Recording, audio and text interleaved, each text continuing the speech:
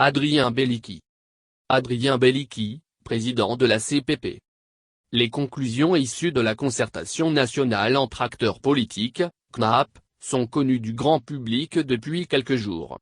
À la convergence patriotique panafricaine, CPP, l'on attend avec impatience la mise en œuvre des décisions prises lors de ce dialogue.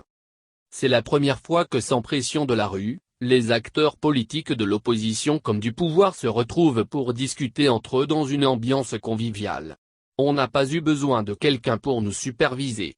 Nous pouvons dire que cette discussion n'a pas échoué, on attend la mise en application, se félicite Adrien Bellicky, leader de la CPP.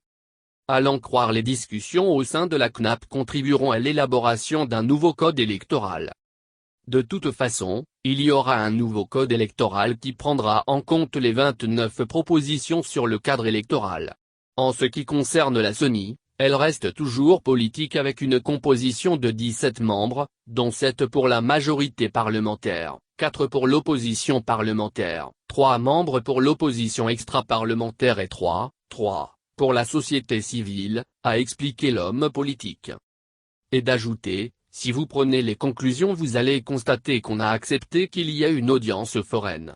Aujourd'hui, nous nous sommes mis d'accord pour la première fois, qu'il y ait un fichier électoral biométrique, c'est dire qu'après le recensement le fichier sera audité.